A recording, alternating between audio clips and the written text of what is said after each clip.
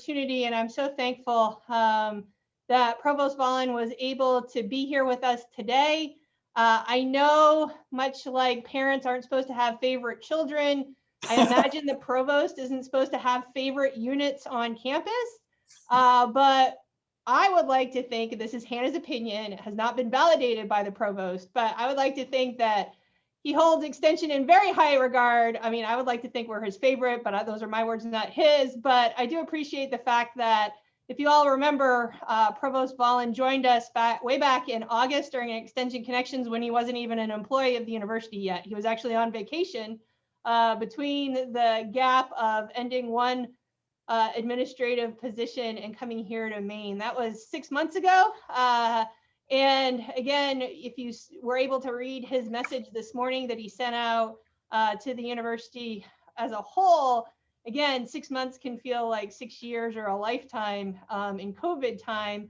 But I just want to say this, and I've said this to you all with the provost in our Zoom room before, is we are so fortunate to have him in this position, not only because of his great level of importance and respect that he places on being a land grant institution, and again, the importance that extension plays in that.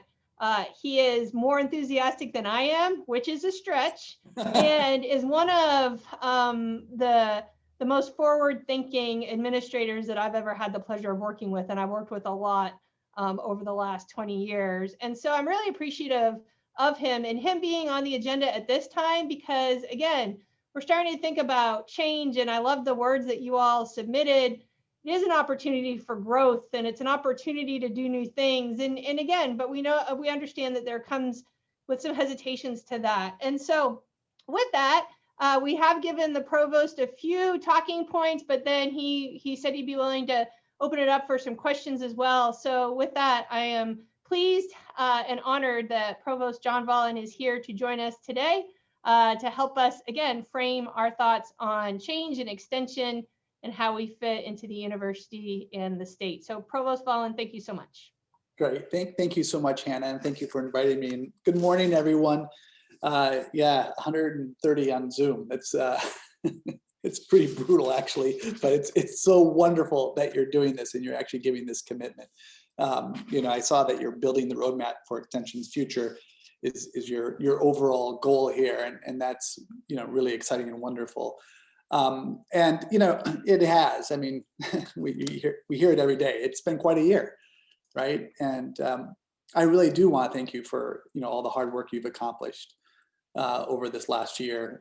It's been extraordinary, and as you've heard me say before, to the definition of that word. But what I've seen, and I do stay pretty connected to Hannah, and I do try to see what's going on across the university, and not surprisingly, this is what Extension does. You've been incredibly flexible in the way that I think you've navigated this pandemic in your work. You've continued, your outreach, sharing your expertise. Really, I think at many levels has helped others adapt to their work and living during the pandemic. And you're living with all those, personal things that everyone else is living with, right? But I did this, look, and you're doing so many of these different virtual events to continue doing what you do, right? Like how to harvest Maine blueberries, during COVID, preparing healthy meals during the pandemic, you continue to do your engagement in K through 12 schools and through, of course, your 4-H events, and sharing updates with Maine's agricultural industry, such as on the Maine Potato Board, supporting that through research. And so I think one that I really liked, I like all these that I have come across, but one is that that you actually worked with UNH's cooperative extension to improve the ubiquitous virtual meeting experience through co-sponsorship of events. That's to help people improve their facilitation skills in this reality. So I must admit, you knew this. You were the first group I met with. Extension is near and dear to my heart, and as we've looked this year, we've tried to support new positions. I think we're close to 4 positions. Is that right, Hannah? That we've been able to do with jointly across different colleges, because one thing that we really need to think about. I just met with all the deans this morning. Hannah was part of that conversation earlier. We are looking at a strategic budget in the future. No more across the board budget cuts, right? So, and that does require a different mindset, right? It means that we have to look at soft money versus base budget positions. We need to look at revenue generation. There are extension programs out there that do revenue generation, and so we have to look at those strategically together. And I'm, you guys will be talking about this next few days, so I really look to hear about what you all kind of decide on here. And I just want to, if you did get a chance, I mean, you get lots of emails, but if you did get a chance to read what I wrote this morning to the whole community, there's several elements there. One is we are going toward a growth mindset, right? So we need to dramatically increase our undergraduate and graduate student numbers here at the university. We're not going to do it in this coming year, but that has to be our mindset over the next 4 or 5 years. And so, and part of that is focusing very much on student success and retention, right? You retain more students. First of all, it's ethically the right thing to do. If you're accepting these students, we need to make sure they're all coming in at different levels. We need to make sure that they are successful and help them as much as we can. On the business side, it's also obviously a very good thing to do. But if you saw in my note as well, we got to ramp back up. This fall, our goal is to maximize as much as possible, getting back to campus, and that means county offices, things like that. And I will ask you to please be as flexible as possible, because things are going to continue to change. And we would like nothing better than to say today, this is what we're doing. And we would all love that, but guidance continually changes. And so we just need to, work together on this. But the goal is to maximize within constraints of the pandemic. The goal is to maximize getting back in person as much as possible. And hopefully we can do that together. And then finally, if you did get a chance to read, there's a lot of work done before I ever arrived. The SVV, Define Tomorrow, the first year student success initiatives. Now, since last fall, UMS Transforms, which a lot don't know what that means, but that's the Alphon gift, et cetera. All those things, as you saw, if you did read my note, are interwoven, right? And I want to assure people that have put a lot of effort into things before I arrived, that we're not losing those, right? We're going to be working together, reinvigorating those, because they're all interrelated. And we're going to be building off of the great ideas that everyone has put forward, and the university has decided together that they want to move forward on. And so that is something that we're looking forward to. We announced yesterday the new associate provost for academic affairs and faculty development, Jessica Miller. So I think many of you may know her. Very excited about that. We're in the process of trying to hire associate provost for student success and strategic initiatives. You're going, oh my God, look at all those administrators. Well, the reality is we didn't add any more administrators. Jeff St. John, as you know, went to the system to work on helping with unified accreditation. And the Rising Tide director was never filled last summer. And so we've incorporated those together into these 2 positions, and very much looking forward to that team to help work with all of you as well as we move forward on all these things. So, I actually want to stop talking because I'd much rather hear your questions. So I'll stop right there. Thank you so much, Provost Volin. We do have one question in the chat, which I'm going to get to next, but just as you talk about all of these things, again, that are very campus specific. I mean, again, we are an institution of higher learning and we understand that, but just how do you see extension's role in the future? Like what, how can extension contribute to this growth mindset?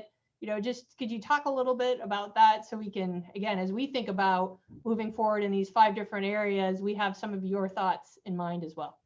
Yeah, happy to do that. I also, and I think that's important to, maybe provide a little bit of a base, but at the same time, I'm hoping you're over these 3 days, and as you build your roadmap, you're just completely throwing your ideas there, right, and coming up with really great, innovative ways. Because I will look to the colleges as well to, that are doing exactly the work you're doing right now, to say, this is how we want to move forward, and then we can work together on those things. But to give you a sense, I mean, we are those 4 positions that we're working on right now that are joint with other, and not just your traditional colleges like NSFA, right? There's CLAS, business, is involved in these. We're going to see a lot more of that. So Hannah had to drop off of our Dean's Council meeting this morning, but we're going to have a proposal, so you're going to hear it before all the other faculty hear it. But in the next, month or so, or well, at least the next couple of months, a proposal to actually look for cluster hires, and there'll be some constraints around these cluster hires. We want people to bring their best thoughts forward, but they're going to have to be. They can't be within a unit, right? So they can't be just within a college.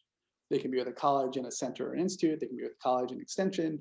Of course, you're a college, but you see what I'm saying, and then not only part of that proposal process, if we do end up moving forward with something like that, is they have to articulate how that cluster works together once they're hired, right? So they don't just end up in the tenure home, and that's what they can't be that way.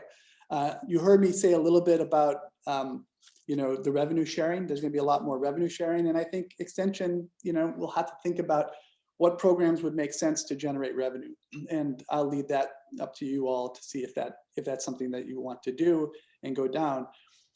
There are extension programs out there that offer credit.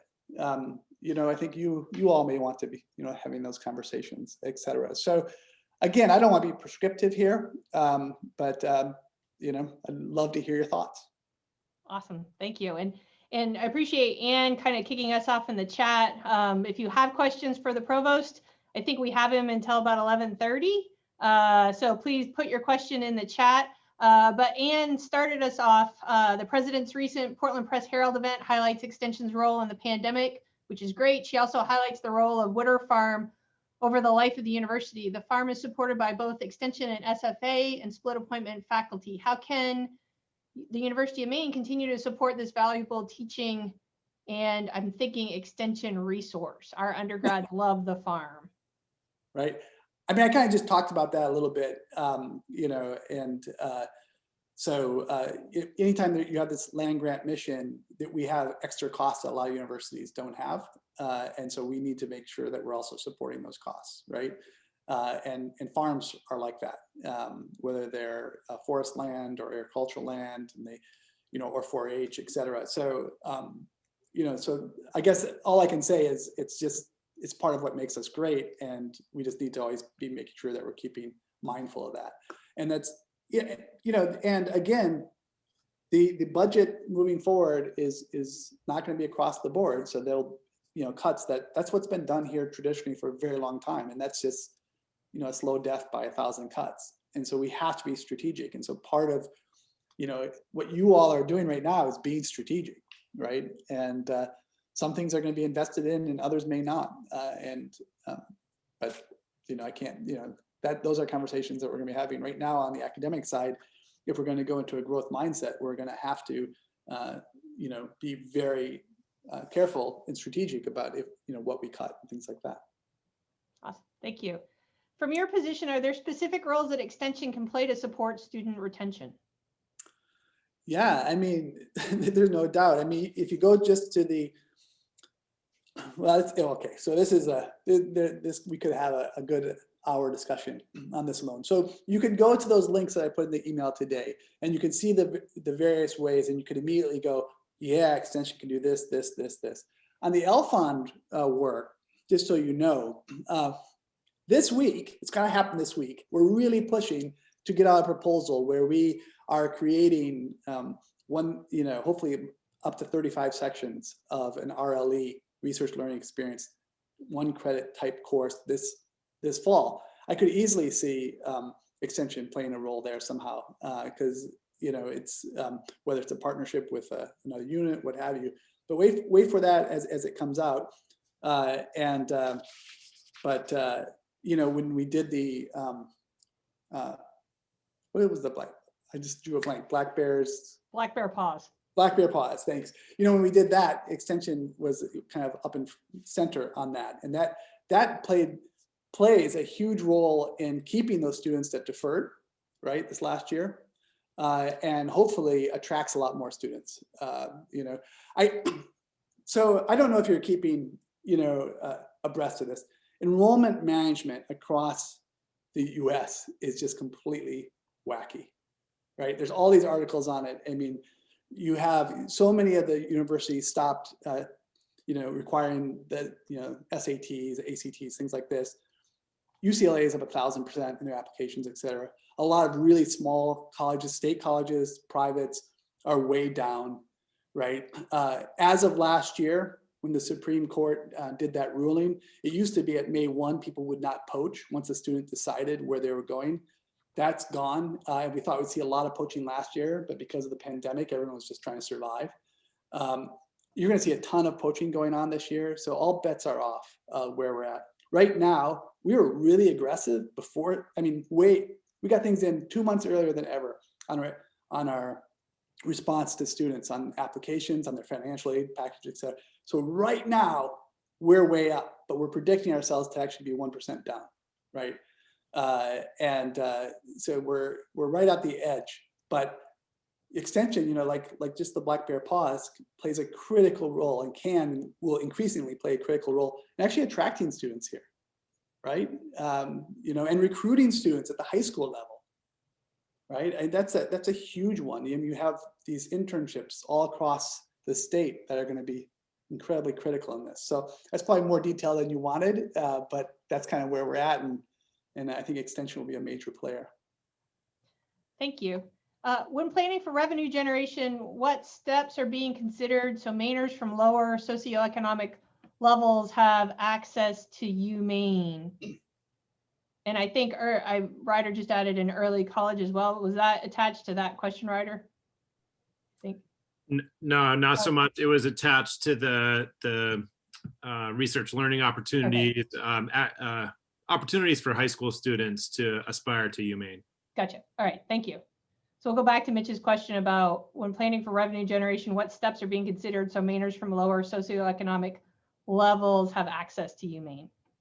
Yeah, and I mean, this is always something that's kind of at the forefront. So we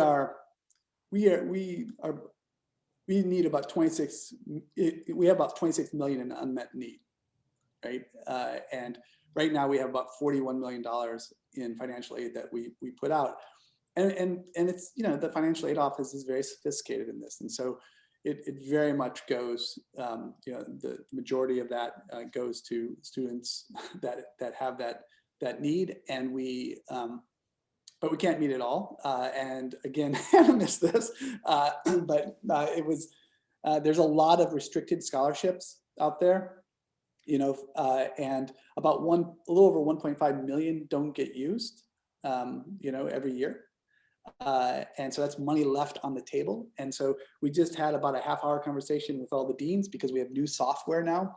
And we're going to kind of get through it a little bit right now because it's very late in the year. But next year, by February 15th, we will have, so we're not going to go in and raid people's scholarship funds or anything like that.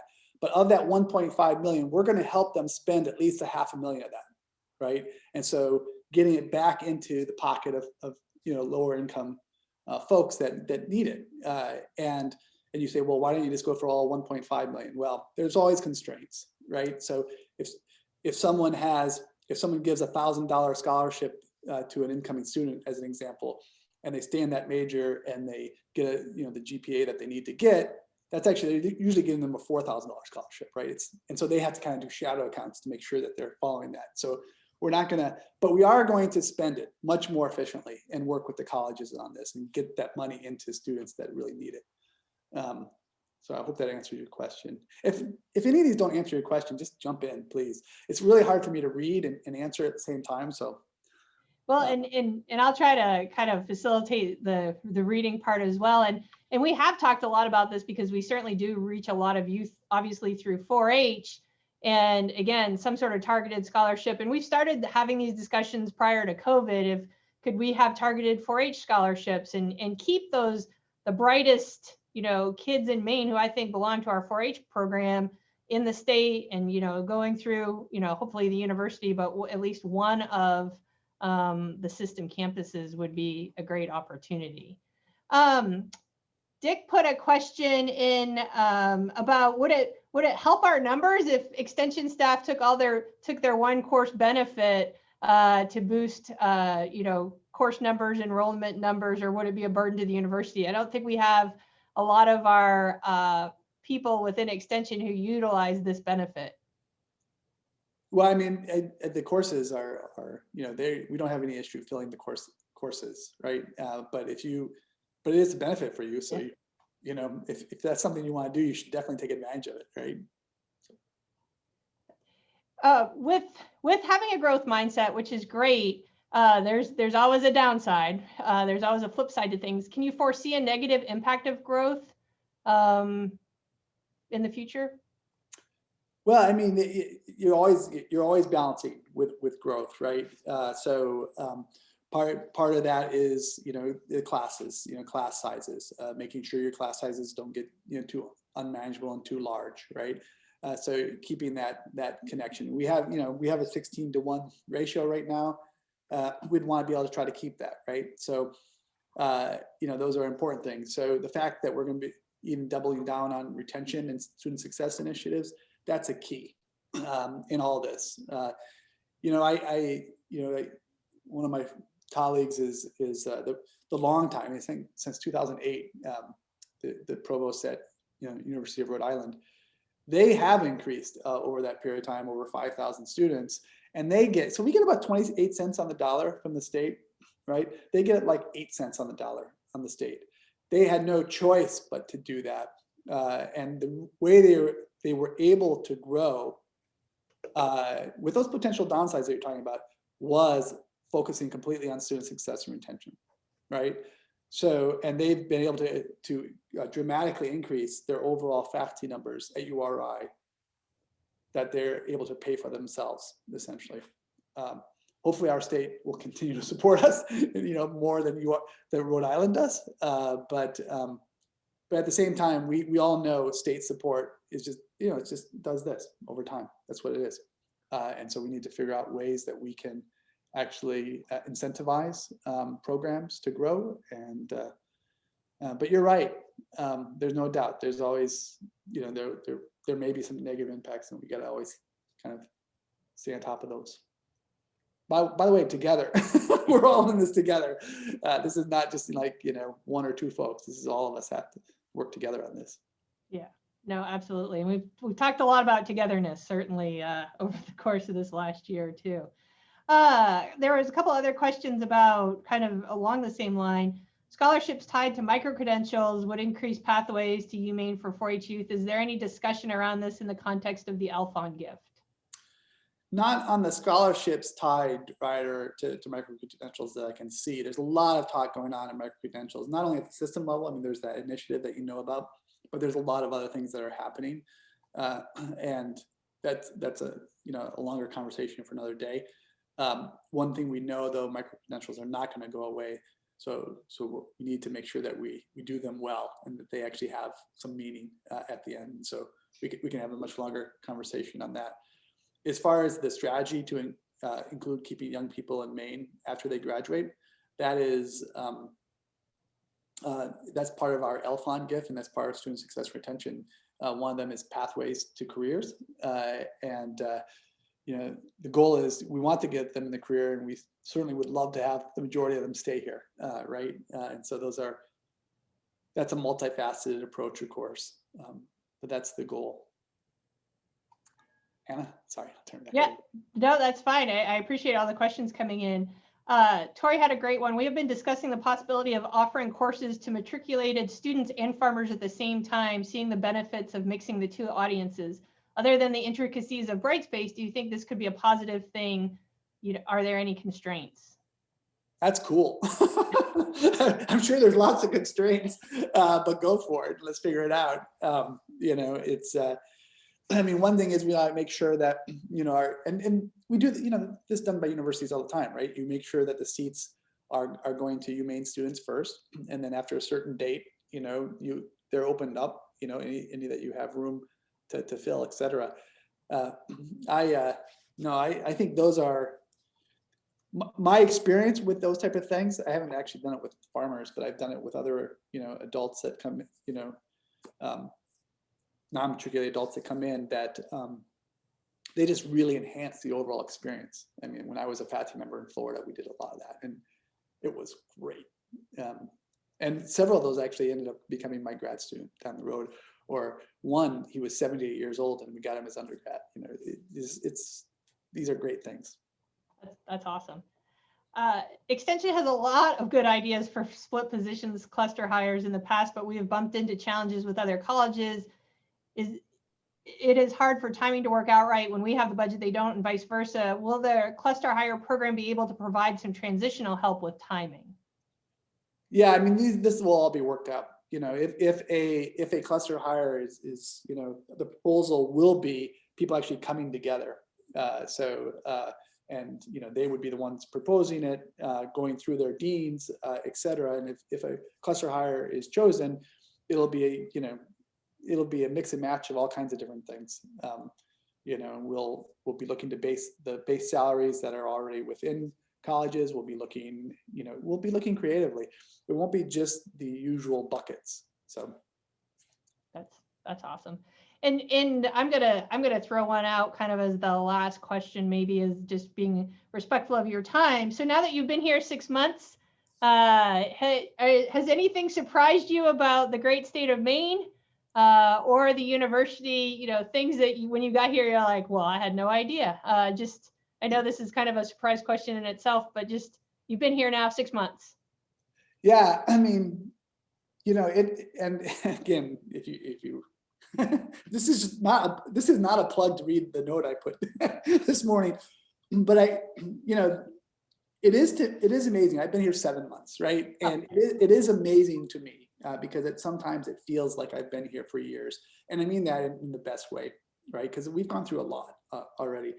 At the same time, I just haven't. I've seen many of your faces, like right here, and I just haven't met you in person, and so I can hardly wait. I really can hardly wait to do that, honestly, and get on the road and get around this state. I've done I've tried to travel a little bit here and there when I can. Hannah and I did a trip up north once, so I guess what's interesting to me, Hannah, to really answer that question is I have a lot of people that grew up in Maine, that are Mainers, that said, Mainers don't like change. Of course, that's a huge stereotype. But the reality is, these 7 months, my Lord, there's so much going on. I mean, we got the 9th largest gift ever to a public university, right? And can't underscore just what that means, right? It's extraordinary. You have all, of course, we're going through the pandemic, and then we have all these things that you have worked for the last couple of years building toward, right? And all of that is like moving in a direction. You're on the cusp of, we are on the cusp of becoming R1, right? I mean, it's just, et cetera, et cetera. So I guess that's a surprise, Hannah. I wasn't expecting, I had a lot of people counsel me, don't do anything your first semester. Well, gee, that went out the first 2 days, I think, so, but it's because people seem like they're really, engaged and want to see where UMaine keeps going.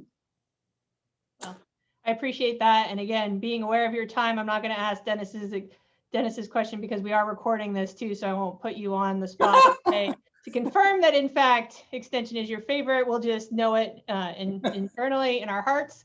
But thank you so much for taking the Thank you. time this morning This is great. to be with us, and we look forward to sharing our roadmap with you when we are through this process. Thanks for inviting me, Anna. Have a great 3 days, everyone. Talk soon. Thank you. And again, there were some great comments and suggestions and questions we may not have gotten in the chat, but we've captured them. Don't you worry. They will come back. We'll get responses to them. We'll think about them as we move forward. Some of them certainly have, could be ideas that we hear about with our theme reports too coming up. So I just really appreciate that. I just saw Allison's chat too. Did he really wait? Because that would be awesome, because I really do think we're his favorite. And so I want to keep that going. So anyway, so we're almost done the morning of day one. We've all survived, which is good. We've learned a little bit as far as the utilization of breakout rooms and word cluster maps and the whole 9 yards. Fran, before we